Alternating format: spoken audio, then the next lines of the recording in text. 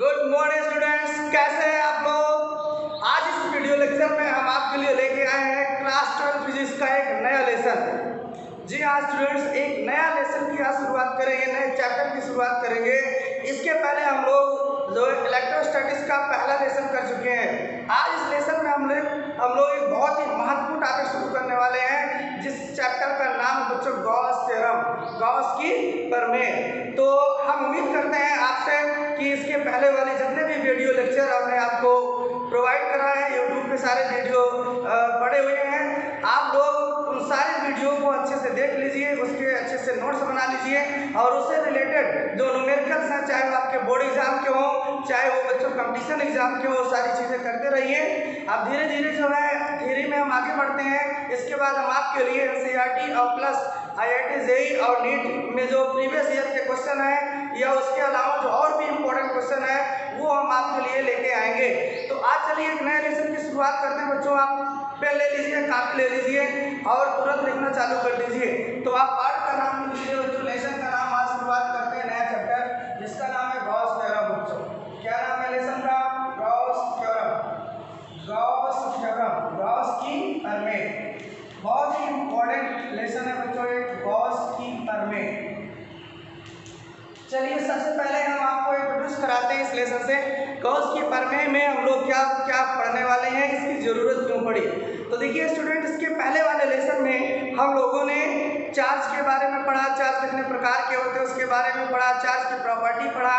Charge की property में ही हम लोगों ने देखा कि चार्ज एक दूसरे को क्या करते हैं, इंटरैक्ट करते हैं, यानी like charge repel each other and unlike charge attract each other. उन चार्ज के कॉम्बिनेशन से हमने बच्चों डायपोल के बारे में पढ़ा। डायपोल क्या होता है?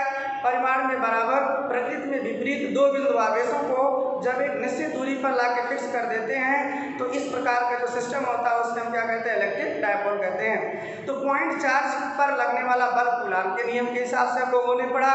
उसके बाद हम लोगों ने पॉइंट चार्ज की वजह से इलेक्ट्रिक फील्ड इंटेंसिटी पढ़ा। बच्चों चार्ज की एक बहुत ही बेहतरीन प्रॉपर्टी हम लोगों ने डिफाइन किया जिसका नाम था इलेक्ट्रिक फील्ड इंटेंसिटी, वैद्युत क्षेत्र की तीव्रता।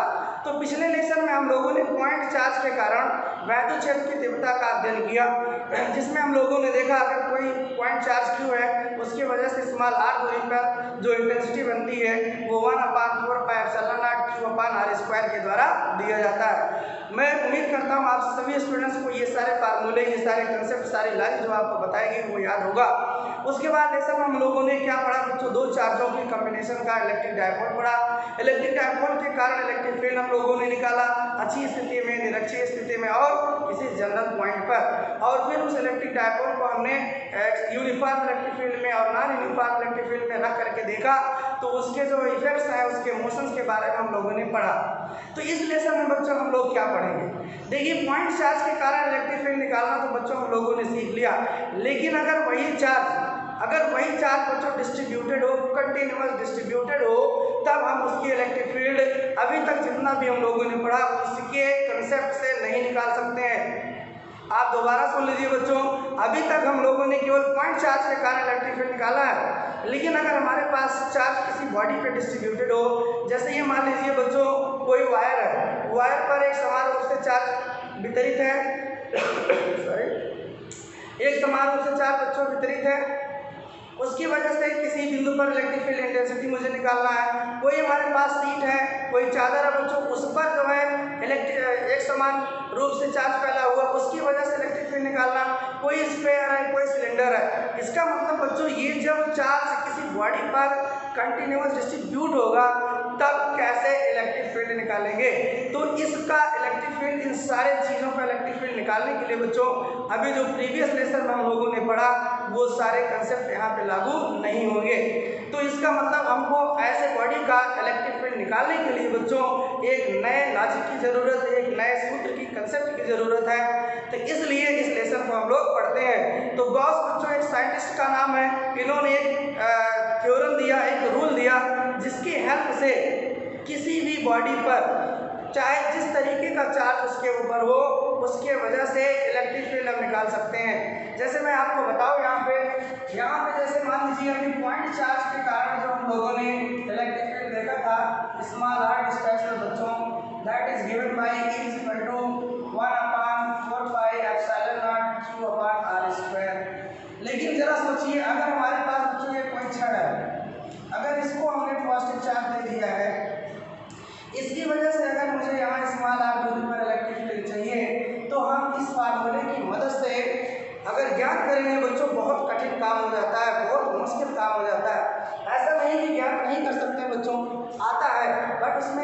मैथमेटिक्स का बहुत ही कॉम्प्लेक्स यूज होता है, कैलकुलस का, इंटीग्रेशन और डिफरेंशिएशन का बहुत ही ज़्यादा यूज होता है, तब जा करके इसकी वजह से इलेक्ट्रिक फील्ड आती है। लेकिन वही गॉस की थ्योरम लगा करके बच्चों अब मुश्किल से विद इन 1 मिनट या 2 मिनट में इसकी इलेक्ट्रिक फील्ड इंटेंसिटी का डेरिवेशन या कैलकुलेशन एकदम एग्जैक्टली कर सकते हैं। उसी तरीके से अगर हमारे पास बच्चों कोई प्लेन शीट है, ये देखिए आप, ये कोई प्लेन शीट है अगर आपके पास, इस पर हमने क्यू चार्ज दे दिया है, इसकी वजह से इस मान आप दूरी पर अगर इलेक्ट्रिक फील्ड इंटेंसिटी चाहिए तो हम इस फार्मूले का यूज नहीं कर सकते हैं। इस फार्मूले का यूज नहीं कर सकते हैं, तब कैसे इंटेंसिटी निकलेगी? तो बच्चों मैं आपको बता दे रहा हूँ, इसकी इंटेंसिटी गॉस के थ्योरम से निकलेगी। इसी तरीके से अगर हमारे पास बच्चों कोई स्फीयर है, देखिए कोई गोला है, स्फीयर है, इस पर अगर हमने क्यू चार्ज दिया तो ये क्यू चार्ज यूनिफॉर्मली कंटिन्यूअसली पूरे स्फीयर में बच्चों डिस्ट्रीब्यूट हो जाएगा। अगर हम कहें यहाँ से इस मान आदमी पर आप इलेक्ट्रिक फील्ड निकालिए तो बच्चों इन फार्मूलों का प्रयोग करके हम नहीं निकाल सकते हैं। तो अब आप समझ गए होंगे बच्चों इस लेसन का महत्व। इस लेसन का महत्व यही है कि चार्ज चाहे जैसा भी हो, चाहे जिस बॉडी पर हो, उन सब की वजह से इलेक्ट्रिक फील्ड इंटेंसिटी यदि मुझे निकालना है तो गॉस की थ्योरम को हमको पढ़ना होगा। इतना समझ में आया बच्चों आपको? तो चलिए अब गॉस के थ्योरम को पढ़ने से पहले बच्चों हमको कुछ टर्मिनोलॉजी जानना है, कुछ नई फिजिकल क्वांटिटी के बारे में जानना है, जिसका नाम है बच्चों, 2 फिजिकल क्वांटिटी आपको पढ़ना है इस गॉस थ्योरम को पढ़ने के लिए। पहला क्या है बच्चों? एरिया वेक्टर, और दूसरा क्या है? इलेक्ट्रिक फ्लक्स, क्षेत्रफल सदिश और वैद्युत फ्लक्स। ये 2 फिजिकल क्वांटिटी हमको पहले पढ़ना होगा, इसको डिफाइन करना होगा, इसके लॉजिक को समझना होगा। उसके बाद ही ये हमें गॉस की थ्योरम पढ़ने के लिए हम रेडी होंगे और तभी अच्छे से बच्चों समझ में आएगा। तो इसका मतलब गॉस की थ्योरम पढ़ने के लिए हमको 2 चीज़ों की जरूरत पड़ने वाली है बच्चों, जिसमें सबसे पहला है एरिया वेक्टर। क्या है बच्चों? Area vector. और दूसरी चीज़ क्या है? Electric flux. Electric flux. तो गॉस की थ्योरम पढ़ने के लिए बच्चों हमको सबसे पहले 2 चीज़ों के बारे में अच्छा नॉलेज होना चाहिए, एक बेहतरीन कंसेप्ट माइंड में डेवलप होना चाहिए, तभी जा करके ये गॉस की थ्योरम हम सबको अच्छे से समझ में आएगी। तो चलिए सबसे पहले हम डिस्कस करते हैं एरिया वेक्टर क्या होता है। आप हेडिंग डाल लीजिए बच्चों, एरिया वेक्टर। एरिया वेक्टर या क्षेत्रफल सदिश। आप हेडिंग डालिए सब लोग, क्षेत्रफल सदिश। क्या हेडिंग डाले बच्चों? क्षेत्रफल सदिश। इसको इंग्लिश में कहते हैं एरिया वेक्टर। Area vector. तो चलिए बच्चों आज एक नए फिजिकल क्वांटिटी के बारे में, हालांकि एरिया के बारे में तो सबको पता रहा होगा बच्चों, आप बचपन से एरिया निकालते हुए आ रहे हो, प्राइमरी जूनियर क्लास से ही आपको एरिया निकालने के लिए आपके टीचर या मैम आपको सिखाती रहती हैं। लेकिन आज एरिया के बारे में एक नई चीज़ आपको हम बताने चल रहे हैं। आज तक आप लोगों ने एरिया को एज ए स्केलर क्वांटिटी पढ़ा होगा बच्चों। क्षेत्रफल अगर आपसे नॉर्मली कोई पूछे क्षेत्रफल कैसी राशि है तो आप नॉर्मली क्या बताते हैं? ये एक अदिश राशि है। क्षेत्रफल कैसी राशि बच्चों? अदिश राशि है। लेकिन क्षेत्रफल को आज हम एज ए वेक्टर पढ़ेंगे। तो अब आप कंफ्यूज हो जाओगे कि क्षेत्रफल को हम सदिश माने कि क्षेत्रफल को अदिश माने। तो आप बच्चों टेंशन मत लीजिए, सारी चीज़ों को मैं आपको क्लियर करके ही जाऊँगा। क्षेत्रफल सदिश की तरह व्यवहार करता है बच्चों, क्षेत्रफल अदिश की तरह भी व्यवहार करता है। अब सवाल ये उठता है क्षेत्रफल कब सदिश की तरह व्यवहार करेगा और कब अदिश की तरह व्यवहार करेगा? तो देखिए मैं आपको बता देता हूँ बच्चों, अभी तक आप लोगों ने जो कुछ भी पढ़ा है वहाँ पे वेक्टर क्षेत्रफल को, एरिया को एज अ स्केलर पढ़ा। जैसे मान लीजिए मैंने कहा आपसे किसी सर्कल का एरिया निकालिए, तो सर्कल का एरिया पाई आर स्क्वायर, उसमें डायरेक्शन की जरूरत नहीं पड़ी, तो यहाँ पे एरिया क्या हुआ? स्केलर के रूप में। अगर हम कहें किसी कमरे का एरिया निकालिए, आप स्क्वायर फुट में निकालेंगे, स्क्वायर मीटर में निकालेंगे, तो वहाँ भी बच्चों डायरेक्शन की जरूरत नहीं पड़ी, तो वहाँ भी एरिया क्या है? स्केलर है। किसी आयत का, किसी वर्ग का या किसी भी ज्योमेट्री का अगर मैं आपसे एरिया पूछ लिया तो नॉर्मली आप फार्मूला लगा करके बता देंगे इसका एरिया यही है। तो बच्चों वहाँ पर डायरेक्शन की जरूरत नहीं पड़ती है। आज तक हम लोगों ने जहाँ भी एरिया का यूज किया है उसमें हमको डायरेक्शन की जरूरत नहीं पड़ती थी। तो इसलिए ऐसे केस में एरिया क्या होता है बच्चों? स्केलर होता है, अदिश राशि होता है। तो अब आपको ये जानना है कि ये एरिया जो है कब सदिश की तरह व्यवहार करता है। चलिए मैं आपको बताता हूँ बच्चों। जैसे मान लीजिए एक छोटा सा एग्जाम्पल मैं आपको देता हूँ। हमारे पास एक पाइप है बच्चों जिसमें वाटर फ्लो हो रहा है। एक पाइप है, मोटी पाइप है, जिसमें क्या फ्लो हो रहा है बच्चों? वाटर फ्लो हो रहा है। और हमको उस वाटर को रोकना है। कैसे रोकना है? हमने आपको एक स्टिक दे दिया। जैसे आप एग्जाम्पल देखिए, ये देखिए बच्चों, जैसे मान लीजिए इधर कोई मोटी पाइप है, उसमें पानी का फ्लो हो रहा है। कोई मोटी पाइप है, उसमें पानी का क्या हो रहा है, फ्लो हो रहा है बच्चों। तो अगर उस पानी के फ्लो को हमको इस प्लेन स्लिप से रोकना है, मैंने कहा कि भाई चलिए ठीक है, इसको आप रोक दीजिए। तो आप क्या करोगे, उस पाइप के मुंह पर इस एरिया को आप ऐसे रखोगे, इस एरिया को क्या करोगे, ऐसे रखोगे। इस सीट को आप ऐसे, जैसे मान लीजिए पाइप इधर से आ रही है, पानी ऐसे गिर रहा है, आप ऐसे आप बंद कर लेंगे तो पानी क्या होगा, पूरी तरीके से बच्चों रुक जाएगा। लेकिन जरा आप सोचिए, अगर पानी इस तरीके से फ्लो हो रहा है, आपने उसके रास्ते में ऐसे ही सीट को रखा, इस एरिया को ऐसे आपने रखा, तो बताइए क्या वो पानी रुकेगा बच्चों, बिल्कुल नहीं रुकेगा। अब आपको समझ में आने लगी होगी चीजें बच्चों। ये जो एरिया है, इसका ओरिएंटेशन, इसका दिक् विन्यास भी डिपेंड कर रहा है उस पानी के फ्लो को रोकने के लिए। आप जरा सोचिए, अगर हमने पानी का फ्लो ऐसे हो रहा है, सीट को ऐसे हमने रखा तो पानी नहीं रुकेगा। थोड़ा सा तिरछा कर दिए बच्चों तो पानी थोड़ा थोड़ा रुक जाएगा, और तिरछा कर दिए तो और रुक जाएगा।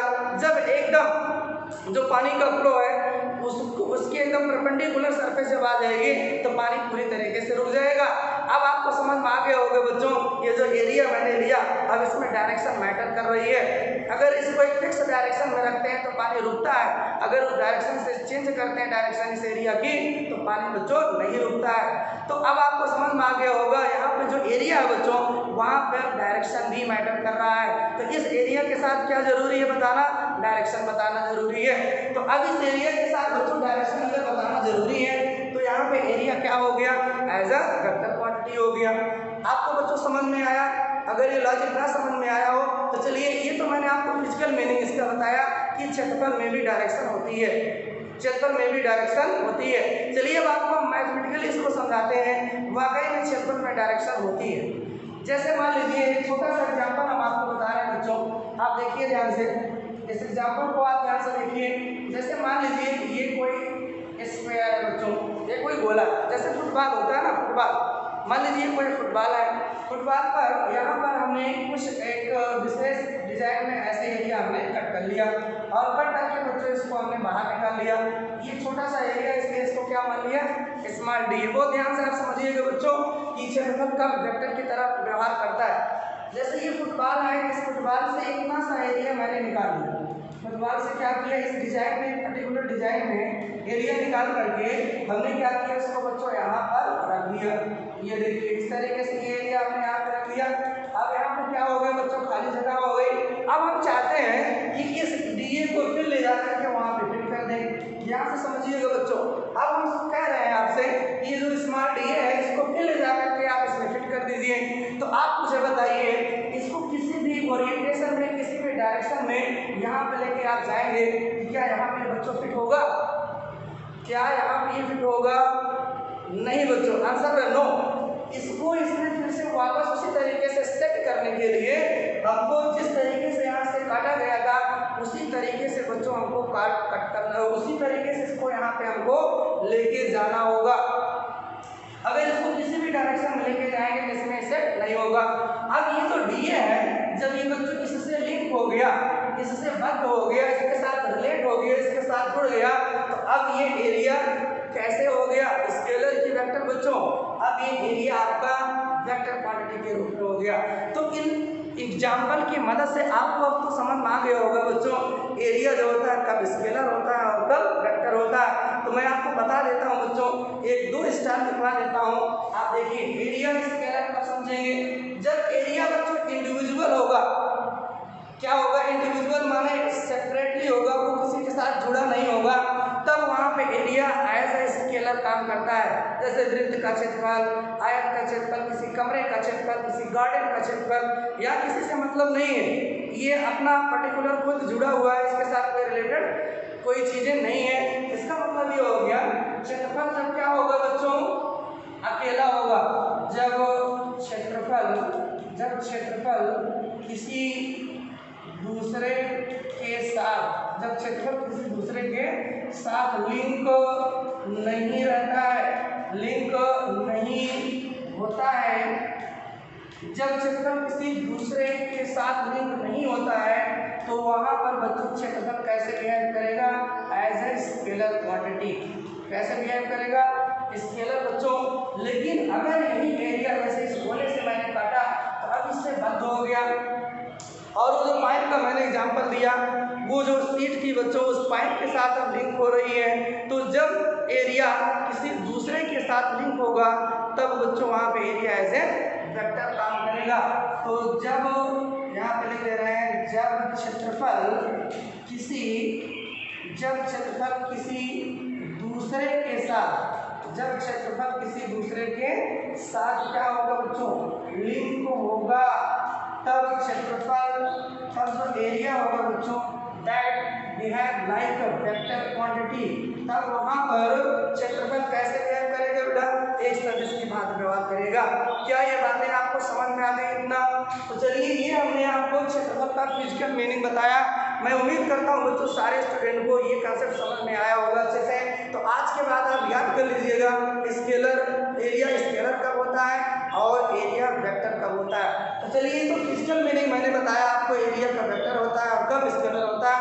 अब तो इस लेसन में मैथमेटिकल पोर्शन यूज होने वाले हैं एरिया से रिलेटेड। अब वो चीज़ हम आपको दिखाते हैं कि एरिया वाकई में क्या होता है बच्चों, वेक्टर होता है। जैसे अभी आप लोग क्या करते थे बच्चों, किसी वर्ग का क्षेत्रफल निकालते थे। हम लोग क्या करते थे, किसी वर्ग का क्षेत्रफल निकालते थे। तो वर्ग का क्षेत्रफल कैसे निकालते थे, ये आप देखेंगे ध्यान से। ये आपको एक वर्ग दिया जाता था, एक स्क्वायर दिया जाता था, इसकी साइड कितना थी बच्चों, मान लीजिए x है, तो सभी भुजाएं क्या होंगी, x होगा। अगर इस वर्ग का क्षेत्रफल हम आपसे पूछें, वर्ग का क्या निकालना बच्चों, क्षेत्रफल। अगर हम इस वर्ग का क्षेत्रफल आपसे पूछे तो आप क्या बताएंगे हमको? आप बच्चों बताओगे इस वर्ग का क्षेत्रफल, बताया सर लंबाई गुणे चौड़ाई या भुजा गुणे भुजा। बातें समझ में आ रही बच्चों? आप क्या बताओगे, लंबाई गुणे चौड़ाई या भुजा गुणे भुजा। तो यहाँ पे आप क्या करोगे, x गुणे x, यानी क्या हो गया बच्चों, x स्क्वायर। ये जो एरिया है ये क्या हो गया, x स्क्वायर हो गया। तो अभी आप मुझे बताइए ये एरिया किसी के साथ जुड़ा हुआ है? तो आंसर है बच्चों नो, ये एरिया किसी के साथ जुड़ा नहीं हुआ है। एक मिनट बच्चों थोड़ा सा,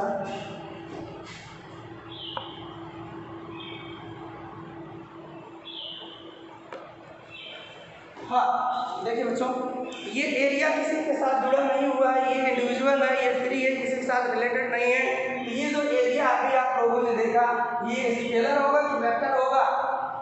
अभी अभी मैंने आपको बताया बच्चों, जब एरिया किसी के साथ जुड़ा नहीं होगा तो उसे आप क्या समझोगे, स्केलर समझोगे।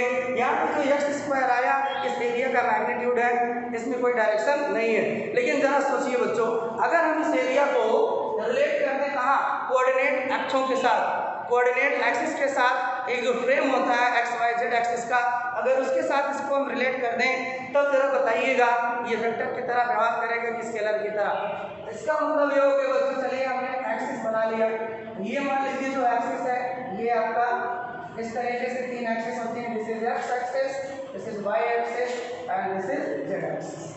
आप ध्यान से समझिए। अब जैसे मान लीजिए एग्जाम्पल हम आपको देते हैं, ये एक स्क्वायर है हमारे पास, क्या बच्चों ये स्क्वायर है। अभी ये क्या था, अलग था, इसका एरिया हमने निकाला एक्स स्क्वायर है, लेकिन अब हमने क्या किया, इसको बच्चों इसके साथ, इसको किसके साथ रिलेट कर दिया, निर्देशांक अक्षों के साथ। ये आपका एक्स एक्सिस हो गया, ये वाई एक्सिस हो गया, और जो इधर वाली लाइन है एक्चुअली में बच्चों ये बाहर की तरफ निकलती है, लेकिन अब बाहर की तरफ हम बना नहीं सकते, इसलिए इसको हमने कहाँ देखा है, जेड एक्सिस को नीचे की तरफ। आप फिर से समझिए, ये एक्स एक्सिस हो गया, ये आपका बच्चों वाई एक्सिस हो गया, और जेड एक्सिस कहाँ है, वो आपकी तरफ है, वो आपकी तरफ डायरेक्टेड है जेड एक्सिस, लेकिन बोर्ड पे कहाँ बनाया गया, यहाँ। अब ये देखिए, ये जो स्क्वायर बच्चों किस प्लेन के पैरेलल है, आप प्लेन देखिए, ये बच्चों एक्स एक्सिस हो गया और ये क्या हो गया, वाई एक्सिस। ये जो स्क्वायर का बच्चों इसका plane Y X Y plane के पैरेलल हो गया, एक्स वाई प्लेन के क्या हो गया बच्चों, पैरेलल हो गया। अब आपको बताना होगा ये वाला जो एरिया है एक्स स्क्वायर जो है बच्चों, वो एक्स वाई प्लेन के किधर है, लेफ्ट साइड में है कि राइट साइड में है। बातें आप फिर से समझिए, अगर इस एरिया को हमने रिलेट कर दिया इस कोऑर्डिनेट एक्सिस के साथ, तब आपको बताना पड़ेगा ये जो प्लेन आपने लिया स्क्वायर का प्लेन, वो जो कोऑर्डिनेट एक्सिस है उसके लेफ्ट में है कि राइट में है बच्चों। इसका मतलब अब इसके साथ क्या आ गया बच्चों, डायरेक्शन आ गया। तो जैसे इस एरिया को हम एक्स वाई जेड एक्सिस के साथ लिंक कर दिए, अब यहाँ पे जो एरिया बच्चों वो क्या बन गया, वेक्टर बन गया। अब यहाँ पे स्केलर नहीं है। तो अगर एरिया बच्चों वेक्टर बन गया तो इसमें डायरेक्शन भी होगी। आपके दिमाग में आ रहा होगा, अगर सर आप इसको बता रहे हो कि this is area, area is a vector quantity, तो आप डायरेक्शन भी बताइए। बिल्कुल बच्चों इसमें डायरेक्शन भी होती है। एक मिनट थोड़ा सा ये देखिए बच्चों।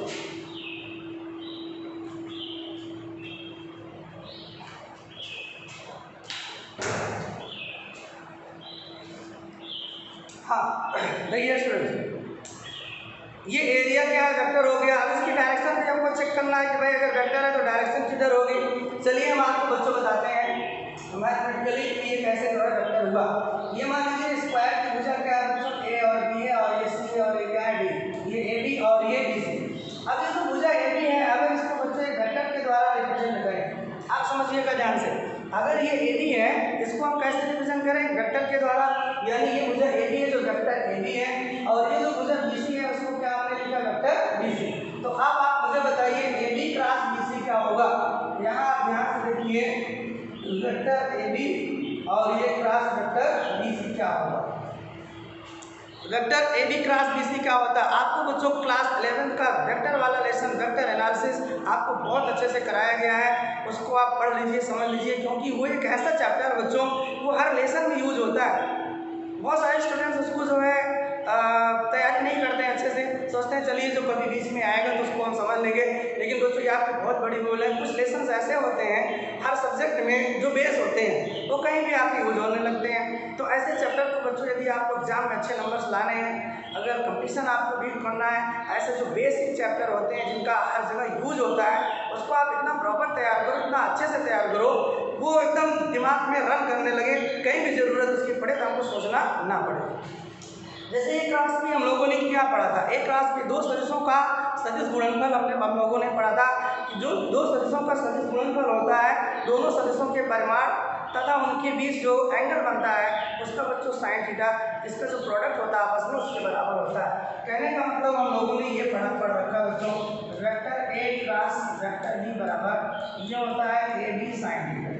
बोलिए आपको होता है कि नहीं होता है। और इसकी डायरेक्शन क्या होती है बच्चों, ये भी वहाँ पे आपको कराया गया है, लेकिन यहाँ पर हम डायरेक्शन आपको बताने वाले हैं। इसका मतलब दो सदिशों का जो क्रॉस वेक्टर होता है, दो सदिश का परिमाण, ए का परिमाण ये, बी का परिमाण ये, और इसके बीच का जो एंगल है उसका बच्चों साइन थीटा का प्रोडक्ट होता है। आप मुझे बताइए ए बी का परिमाण किससे लिखेंगे बच्चों, एक्स से। बी सी का परिमाण किससे लिखेंगे बच्चों, एक्स से, क्योंकि ये स्क्वायर है, स्क्वायर में बच्चों आया तो ये किसी पर भी अप्लाई कर सकते हो। ये एक्स हो गया और ए भी क्या हो गया बच्चों, एक्स हो गया। तो अब ये अच्छा इसके बीच का एंगल कितना बच्चों, 90 डिग्री। तो आप यहाँ क्या लिखोगे, साइन 90 डिग्री लिखोगे। तो आप इसको हल करेंगे एक्स स्क्वायर गुणे 1 आएगा, और फाइनली आपका रिजल्ट क्या है, एक्स स्क्वायर। अब आप जरा मैच कराइए, जो आप बचपन से बच्चों एरिया निकालते आए स्क्वायर का, क्या होता है भुजा का वर्ग, यानी अगर भुजा एक्स है तो एरिया कितना आता है बच्चों, एक्स स्क्वायर। लेकिन आज हम वेक्टर के हेल्प से उसी स्क्वायर का एरिया निकालते हैं, तो बच्चों ये क्या आया, एक्स स्क्वायर। ये दोनों रिजल्ट सेम आ रहे हैं बच्चों। तो ये दोनों रिजल्ट सेम आने का मतलब ये है कि बच्चों ये जो एरिया है ना, एरिया वो वेक्टर ही होता है। क्या होता है, वेक्टर ही होता है। लेकिन कब, एक कंडीशन बच्चों उसके साथ लगती है, जब ये किसी के साथ लिंक हो। यहाँ पे हमने किसके साथ लिंक किया है, कोऑर्डिनेट एक्सिस के साथ इसको हमने लिंक किया है। तो ये आपको समझ में आया बच्चों। अब दूसरी बात ये आपको समझना है कि अगर एरिया वेक्टर है, ये एरिया जो आया बच्चों स्क्वायर की वेक्टर क्वांटिटी है, इसकी डायरेक्शन क्या होगी। तो डायरेक्शन निकालने के लिए बच्चों आप ध्यान से देखिए, जैसे वही बेसिक चीज़ें हम यूज कर रहे हैं। हम आपको बताएं बच्चों क्लास 11 की फिजिक्स में आई कैप जो ऑर्थोगोनल बच्चों वेक्टर्स होते हैं, एकांक सदिश होते हैं, लंबकोणीय एकांक सदिश जो होते हैं, एक्स अक्ष के अलावा क्या होता है, आई कैप, वाई अक्ष के अलावा क्या होता है, जे कैप, और जेड एक्सिस के अलावा क्या होता है, के कैप होता है कि नहीं होता है। याद आ रही चीज़ें बच्चों, चलिए ठीक है, आपको याद होना चाहिए बच्चों। सारी चीज़ों को आप हमेशा रिवाइज करते रहिए, जब भी खाली टाइम बैठिए आप उसके बारे में थोड़ा बहुत सोचते रहिए। तो इस तरीके से आपको फिजिक्स की फीलिंग आपको तभी आएगी जब सारी चीज़ें बच्चों दिमाग में नेचुरली चलती होंगी। ये नहीं कि कोई टीचर पढ़ा रहा है तो सोचने लगो कि अरे सर ये क्या पढ़ा रहे हैं, कभी तो पढ़े थे, आज तो मुझे याद ही नहीं है, तो फटाफट चलो पहले इसको पढ़ो तब इसको पढ़ो। नहीं बच्चों, आपको आज तक जितनी भी चीज़ें पढ़ाई गई हैं, अगर अच्छे से तैयार हैं तो समझिए आपको आगे भी अच्छे से, नहीं बहुत अच्छे से आएगा बच्चों। ये देखिए आई कैप हो गया, और ये हो गया आपका जे कैप, और ये हो गया बच्चों आपका के कैप। ये मैं सर्कल इसलिए बना रहा हूँ, इसके लिए मैंने एक ट्रिक आपको बताया था। जैसे अगर आपको आई क्रॉस जे निकालना होगा, क्या निकालना होगा, आई क्रॉस जे निकालना होगा, तो आई क्रॉस जे बराबर क्या होगा, के कैप। ये मैंने आपको बच्चों वेक्टर एनालिसिस में बहुत अच्छे से करा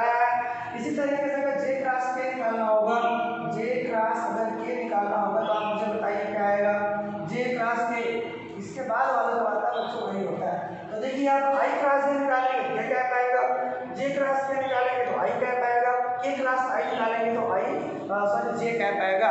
और ये आपको याद रखना है डायरेक्शन कैसे बनाना है, एंटी क्लॉकवाइज बनाना है। अब जरा इस चीज को यहाँ अप्लाई आप कर लीजिए। ये जो वेक्टर ए बी है ये किस डायरेक्शन में है बच्चों आप बता सकते हो।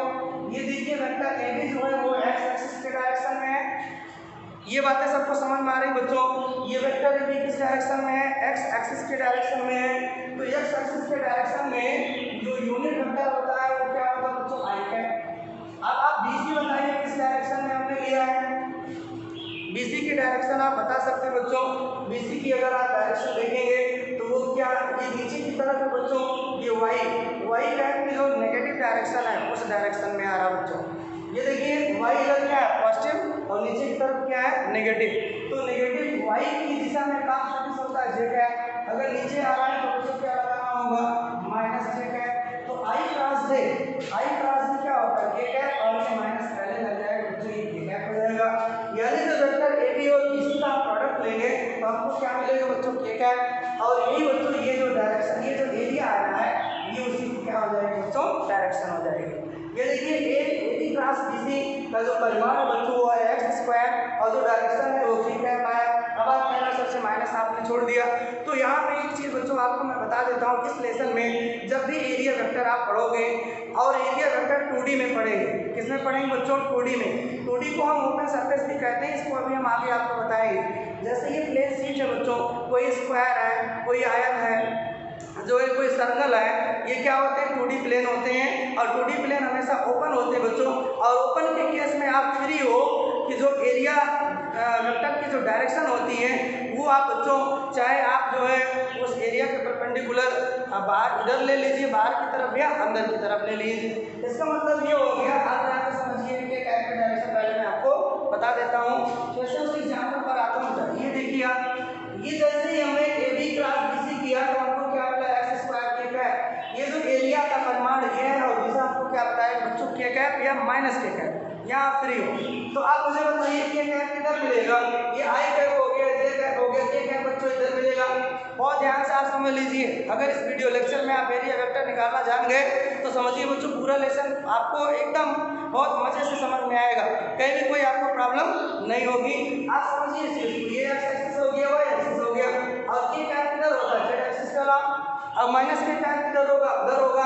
तो आप जरा देखिए बच्चों, जब जेड एक्सिस पे खींचेंगे तो ये जो प्लेन आपका दिख रहा है स्क्वायर का, उसकी क्या है परपेंडिकुलर डायरेक्शन में है कि नहीं है। आप अच्छे से इस बात को समझिए बच्चों। के कैप क्या होगा, इधर होगा, इस पे लंबवत डायरेक्शन में इधर होगा, और माइनस के कैप किधर होगा, इधर होगा। तो बच्चों आज के बाद याद कर लीजिए, एरिया वेक्टर की जो डायरेक्शन होती है वो प्लेन के परपेंडिकुलर होती है। कैसे होती है बच्चों, प्लेन के परपेंडिकुलर होती है। यानी अगर कोई भी 2D सरफेस है, इसको ओपन सरफेस भी हम कहते हैं, खुला पृष्ठ भी कहते हैं बच्चों। जब भी इस पे एरिया वेक्टर का डायरेक्शन आपको लेना हो तो आप क्या करोगे, इस सरफेस पर, इस पृष्ठ पर आप लंब डाल देंगे, और जो लंब की डायरेक्शन होगी बच्चों, चाहे बाहर की तरफ चाहे अंदर की तरफ आप फ्री हो, वो एरिया वेक्टर की क्या हो जाएगी बच्चों, डायरेक्शन हो जाएगी। ये बातें आपको क्लियर हुआ बच्चों। तो चलिए आज के बाद आप इसको जाने रहिएगा। एरिया का बिल्डिंग होगा किसी दूसरे फ्रेम के साथ बच्चों, तो वहाँ पे वेक्टर क्वांटिटी की तरह व्यवहार करेगा। मैग्नीट्यूड तो उसका वही होगा जैसे कि आप लोग बचपन से निकालते आए हैं। बात डायरेक्शन की बातें थी तो 2D के केस में पृष्ठ पे जब हम लंब डालेंगे बच्चों, लंब के डायरेक्शन में एरिया वेक्टर की डायरेक्शन होगी। तो ये आपको अब अच्छे से समझ में आ गया होगा कि भैया एरिया जो होता है वो वेक्टर क्वांटिटी हम मान सकते हैं। तो चलिए इसको थोड़ा सा मिटा करके यहाँ पे हम आपको लिख देते हैं डायरेक्शन के बारे में। चलिए डायरेक्शन यहाँ लिख देते हैं बच्चों। जब क्षेत्रफल किसी दूसरे के साथ लिंक होगा तो क्या होगा, वेक्टर की तरह व्यवहार करेगा। दिशा उसकी हम यहाँ पे लिख दे रहे हैं। दिशा क्या होगी बच्चों, दिशा क्या होगी, पृष्ठ पर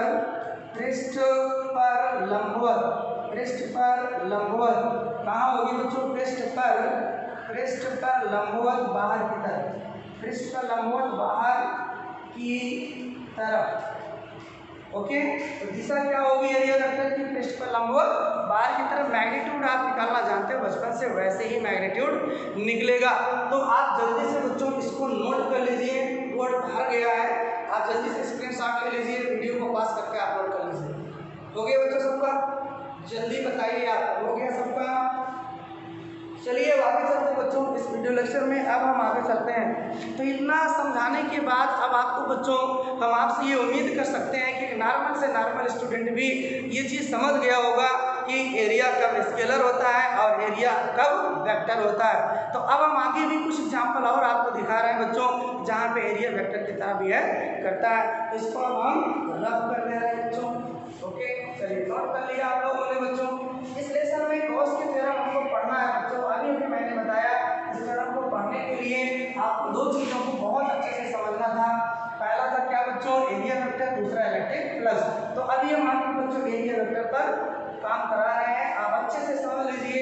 फिर कभी लाइफ में बच्चों एरिया वेक्टर के बारे में आपको कोई कंफ्यूजन नहीं होगा। तो एरिया क्या है बच्चों, एज वेक्टर व्यवहार करेगा, कब व्यवहार करेगा सब वेक्टर की तरह। तो आप क्या बताएंगे, जब एरिया किसी दूसरे के साथ लिंक होगा, किसी दूसरे फ्रेंड के साथ बच्चों ये सेटअप किया जाएगा, इसका कनेक्शन किया जाएगा, इसको लिंक किया जाएगा, उसके साथ इसको स्टडी किया जाएगा, तब ये स्केलर की तरह नहीं तो कैसे वेक्टर की तरह बच्चों ये भी है करेगा। चलिए और भी कुछ डायग्राम हम आपको बना के दिखाते हैं बच्चों, ताकि आपसे कोई भी गलती ना हो, कहीं भी कोई गलती होने की कोई संभावना ना हो। ये देखिए आप, ये देखिए इसका मतलब, चलिए कुछ चीज़ें हम पॉइंट वाइज लिखते हैं।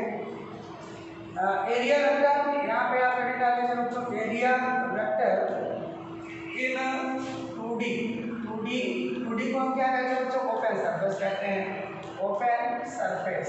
बातें समझ में आ रही सबको। एरिया वेक्टर इन 2D सरफेस, ये देखिए आप दे रहे हैं बच्चों।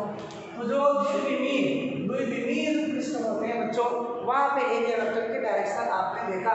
तो एरिया वेक्टर की डायरेक्शन क्या होती है, अभी अभी मैंने लिखवाया।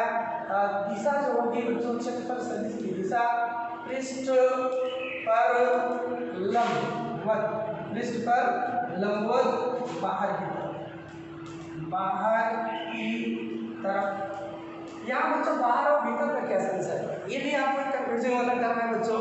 तो जब भी एरिया क्या होगा बच्चों, ओपन होगा, यानी 2D होगा, वो घेरा नहीं होगा बच्चों, बंद नहीं होगा। अब कुछ बच्चे ओपन का भी मतलब नहीं समझ रहे होंगे, तो ऐसे स्टूडेंट को हम बता दे रहे हैं बच्चों, जैसे एक गोला हो गया, सिलेंडर हो गया, या कोई भी रेगुलर ज्योमेट्री का जो पूरी पैकिंग हो बच्चों, पूरी तरीके से, तो वहाँ जो एरिया होता है उसे बंद पृष्ठ कहते हैं, वो अभी आगे आएगा।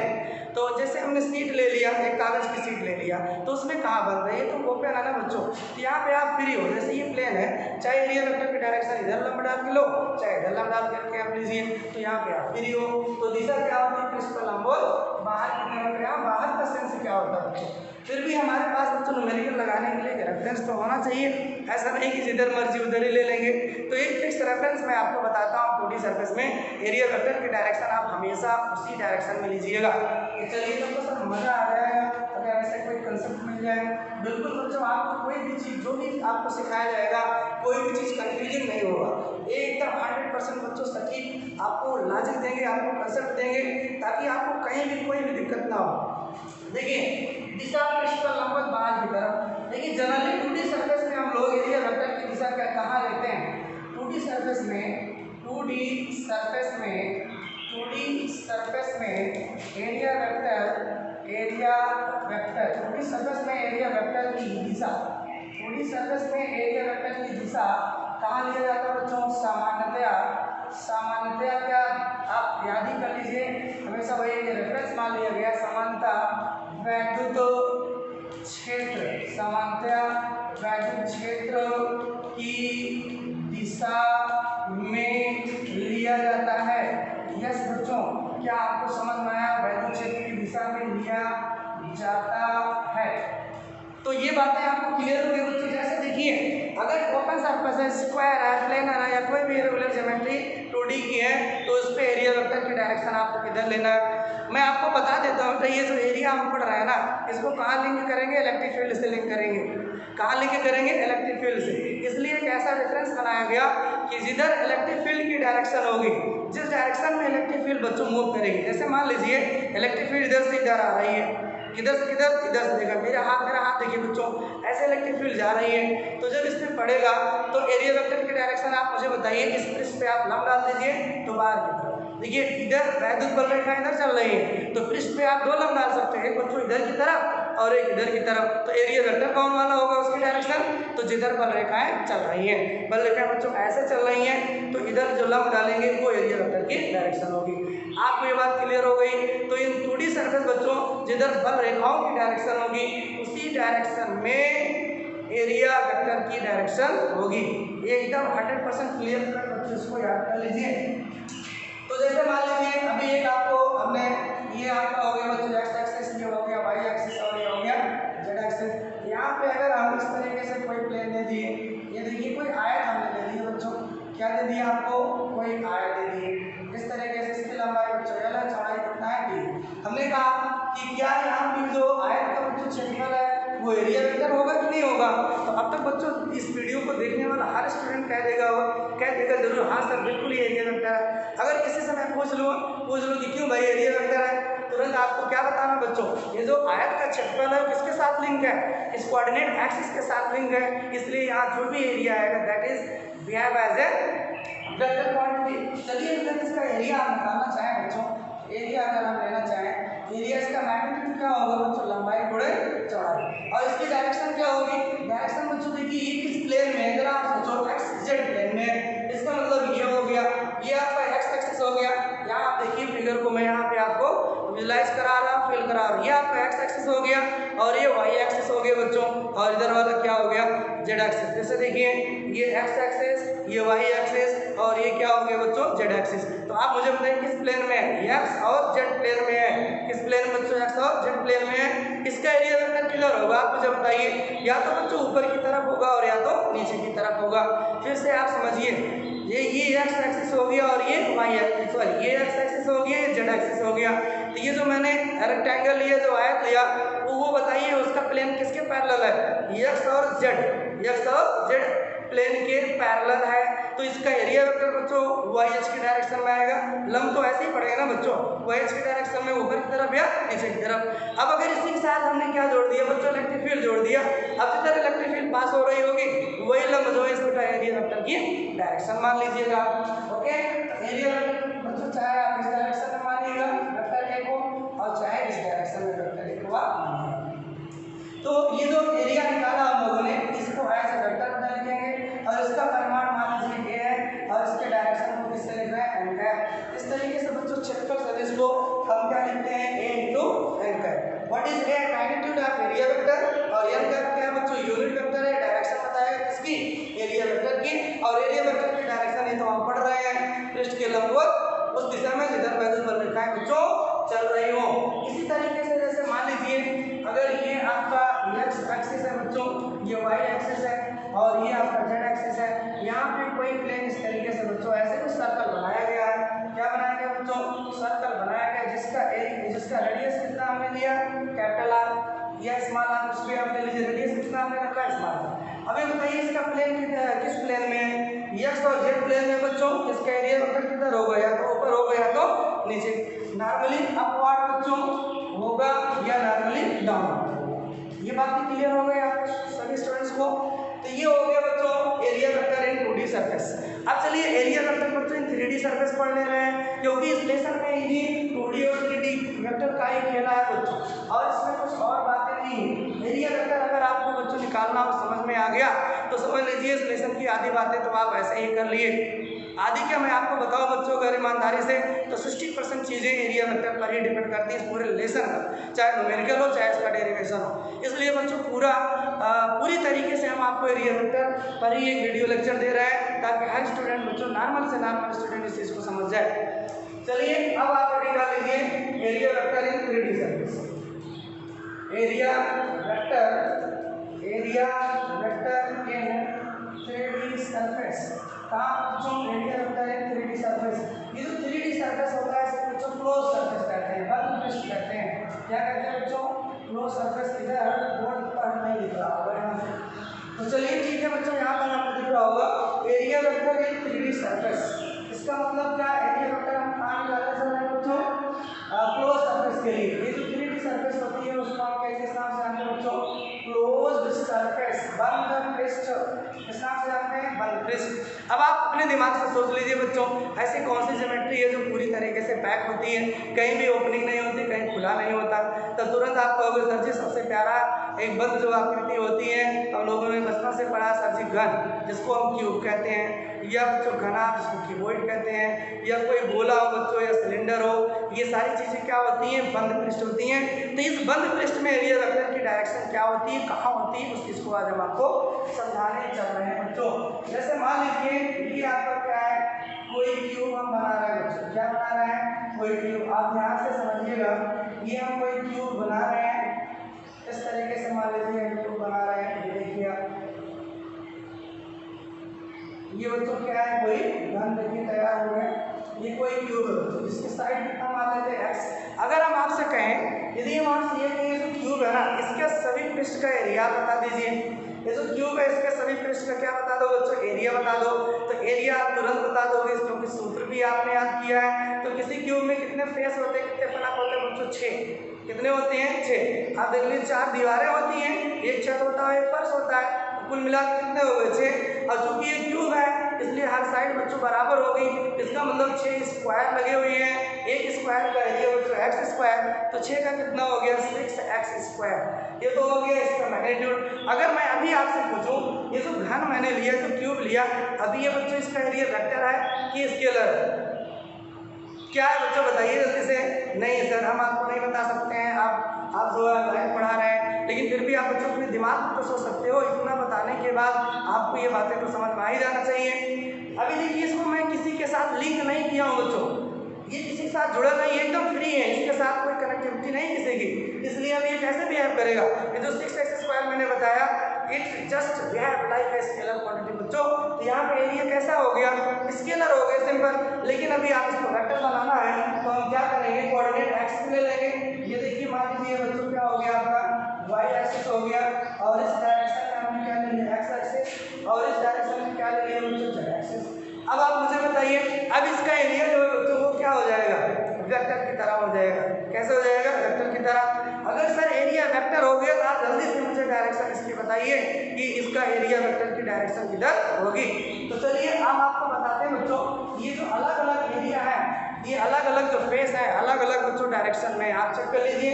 ये वाला जो फेस ऐसे है, ये वाला बच्चों जो दीवार है वैसे है। तो आप देख रहे हैं जो 6 फेस है वो अलग अलग ओरिएंटेशन में है बच्चों, अलग अलग पोजीशन में है। तो बच्चों इस निश्चित रूप से जितने भी फेस हैं सबके डायरेक्शन में क्या होंगे, अलग अलग होंगे।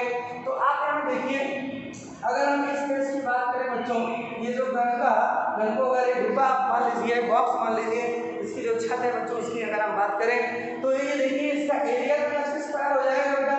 लेकिन अगर इसकी डायरेक्शन की बात करें तो डायरेक्शन अभी पहले वाला रूल अगर लगाएं, इस पे लंब बच्चों डालेंगे, क्या डालेंगे, इस पे लंब डालेंगे, और लंब डालने के बाद या तो बाहर या तो भीतर की तरफ इसकी डायरेक्शन होती है।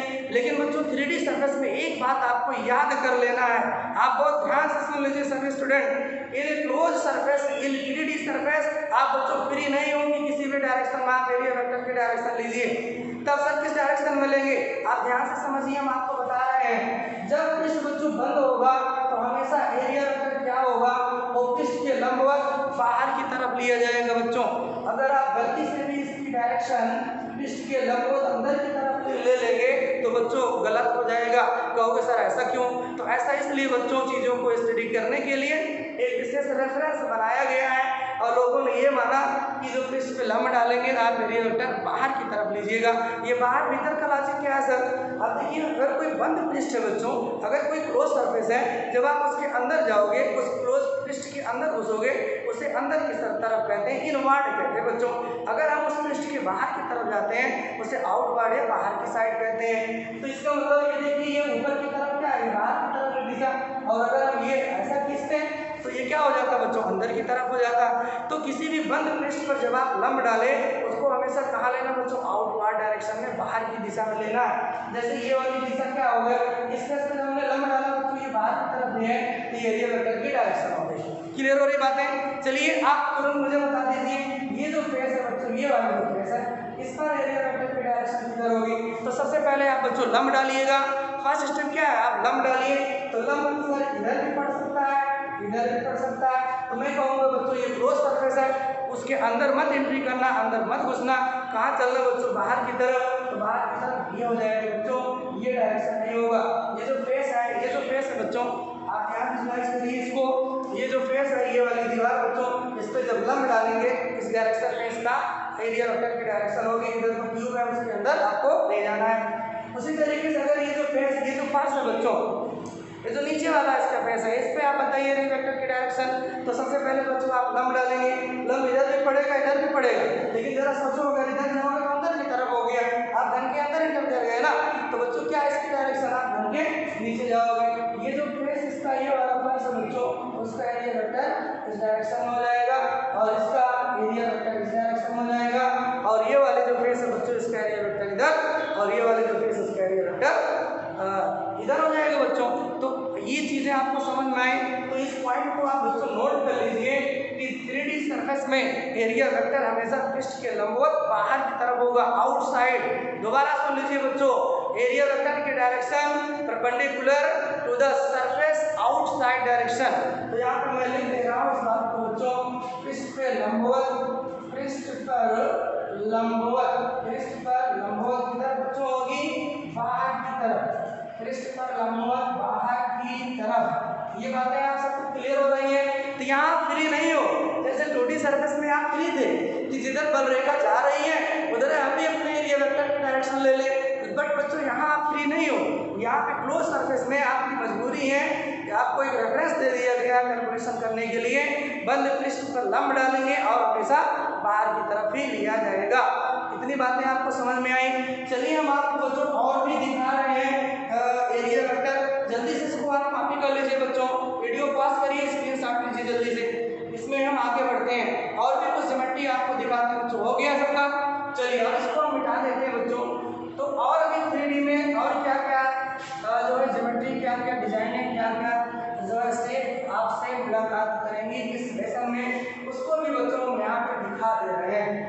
आप सारी चीज़ों को अच्छे से समझ लीजिए, अच्छे से फील कर लीजिए। तो देखिए यहाँ पर बच्चों, जैसे मान लीजिए हमारे पास एक सिलेंडर है। क्या बच्चों? सिलेंडर है। सिलेंडर को हमने इस तरीके से रखा बच्चों, सिलेंडर मतलब बेलन। सिलेंडर का क्या मतलब बच्चों? बेलन। ये देखिए आप, ये कोई सिलेंडर है बच्चों। सिलेंडर आप लोग देखे होंगे, वो कैसा होता है? चलिए हम आपको थोड़ा सा फील कराते हैं। ये देखिए, ये आपका सिलेंडर है बच्चों। आप मुझे बता सकते हैं कि सिलेंडर में कितने प्रकार के पृष्ठ होते हैं? आप प्राइमरी क्लास, इसके पहले वाले जो क्लासेस हैं बच्चों, उसमें आप लोगों ने क्या पढ़ा होगा? किसी भी बेलन के पास 2 प्रकार के पृष्ठ होते हैं। आप अच्छे से समझ लीजिए क्योंकि इसी वीडियो लेक्चर में आप डिटेल से बता रहे हैं। अभी जब आगे बढ़ेंगे इसमें जब बेलन कभी आएगा, इतना डिटेल्स बच्चों बेलन के बारे में नहीं बताएंगे, वहाँ पर जल्दी से काम करके आगे बढ़ना होगा। ये बेलन में कुल कितने प्रकार के सरफेस होते हैं बच्चों? 2 सरफेस। ये देखिए कर्व सरफेस आपको दिख रहा है, ये जो आपको दिख रहा है ना बच्चों, ये क्या है? कर्व सरफेस, इसको वक्र पृष्ठ कहते हैं। और ये देखिए तो सर्कल ऊपर और नीचे दिखेंगे। एक सर्कल बच्चों यहाँ दिखेगा, एक सर्कल ऊपर यहाँ दिखेगा। इसको हम कहते हैं प्लेन सरफेस। क्या कहते हैं बच्चों? Plane surface. तो किसी भी बेलन में 2 प्रकार के सरफेस होते हैं बच्चों, एक कर्व सरफेस और ये 2 प्लेन सरफेस। तो आप हाई स्कूल में बच्चों मेंसुरेशन में पढ़े हैं, बेलन का वक्र पृष्ठ निकालना, बेलन का संपूर्ण पृष्ठ निकालना। तो अभी अगर ये बेलन बच्चों, इसके पास एक एरिया ये हो गया, एक एरिया ये हो गया और ये कर्व सरफेस वाला एरिया हो गया, और इसको बच्चों हमने ऐसे रखा हुआ है। अगर मैं कहूँ इस बेलन का आप संपूर्ण पृष्ठ निकाल दीजिए बच्चों, और उस पृष्ठ का जो क्षेत्रफल होगा, वो जो पृष्ठ का क्षेत्रफल होगा वो स्केलर होगा, वेक्टर होगा। आप तुरंत कह दोगे सर अभी तो ये स्केलर है। मैं पूछूंगा क्यों बच्चों? आप कहोगे किसी के साथ लिंक नहीं है, लेकिन जैसे ही मैं आपसे कहूँगा चलिए लीजिए, आप एक्सिस लीजिए बच्चों, ये हो गया एक्स एक्सिस, ये हो गया बच्चों वाई एक्सिस, और ये आपका क्या हो गया जेड एक्सिस। अब अगर इसके रेस्पेक्ट में आप इसका एरिया बताएंगे तो अब ये स्केलर होगा कि वेक्टर होगा? तो बच्चों अभी ये क्या हो जाएगा? स्केलर नहीं वेक्टर। क्या हो जाएगा? वेक्टर। तो अगर वेक्टर हो गया तो चलिए डायरेक्शन हम निकाल लेते हैं एरिया वेक्टर की। आप देखिए बच्चों, ये जो एरिया है ये प्लेन एरिया, जो सर्कल वाला एरिया है, इस पे आप लंब डालोगे तो अंदर की तरफ चल रहा है कि बाहर की तरफ? अगर इधर जाएंगे तो इन साइड हो गया सिलेंडर, तो ये डायरेक्शन नहीं लेना है, इस पे लंब पड़ेगा तो बाहर की तरफ बच्चों। ये देखिए, ये जो सरफेस है इसका एरिया वेक्टर इस डायरेक्शन में, ये जो सरफेस है ये देखिए बाहर की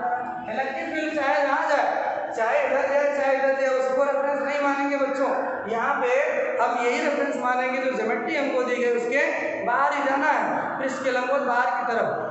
छोटी सरफेस में एरिया वेक्टर जो है इलेक्ट्रिक फील्ड के हिसाब से ले लिए जाते थे। अभी जो कर्व सरफेस बच्चों यहाँ पे अगर हम लंब डालेंगे, ये देखिए ये हमारा कर्व सरफेस है, इस पे लंब बच्चों ऊपर की तरफ ही तो जाएगा, सामने से डालेंगे इधर आएगा इधर आएगा इधर आएगा, मतलब वो हर बार वो क्या होगा ऐसे 90 डिग्री यहाँ बना लेगा। ये हो गया बच्चों इसका एरिया वेक्टर की डायरेक्शन। क्या ये बातें आपको समझ में आ गई सबको बच्चों? इस तरीके से सिलेंडर का एरिया वेक्टर हमने आपको दिखाया। चलिए एक ज्योमेट्री और बची है जो अभी इस लेसन में आप लोग देखेंगे, स्फीयर बच्चों, एक गोला। क्या है हमारे पास? एक गोला, जैसे फुटबॉल होता है बच्चों, टेनिस बॉल होता है, उसी टाइप का एक गोला है। अगर गोले का एरिया वेक्टर लेना है तो अभी आप क्या करोगे? गोले का एरिया वेक्टर अगर आपको लेना है तो क्या करेंगे बच्चों? पृष्ठ पे लंब डालेंगे। जैसे मान लीजिए सरफेस है, ये क्या है? गोले की क्या बच्चों? सरफेस है, ये गोले का सेंटर है। तो क्या करेंगे बच्चों? सेंटर से कोई भी पॉइंट आप मिलाएंगे यहाँ पे, वो हमेशा क्या होता है? लंब होता है। ये आप थ्योरम पढ़े होंगे हाई स्कूल में बच्चों, हाई स्कूल में थ्योरम क्या आप लोगों ने पढ़ा है? सेंटर से परिधि को किसी भी बिंदु पे मिलाने वाली रेखा पृष्ठ पर क्या होती है? हमेशा लंब होती है। हालांकि वो सर्कल की बातें हैं, यहाँ पे क्या है बच्चों? स्फीयर है, स्फीयर भी उसी तरीके से बिहेव करता है। आप क्या करेगा? किसी भी त्रिज्या के डायरेक्शन में आप आगे चलेंगे तो हमेशा इस पे क्या होगा बच्चों? लंब होगा। याद कर लीजिए इस बात को, बहुत नॉर्मली मत लीजिए बच्चों। ये नहीं कि वीडियो देखते देखते आप उठ गए हो तो चीज़ों को दिमाग से हटा दें। यही बच्चों इंपॉर्टेंट समझिए।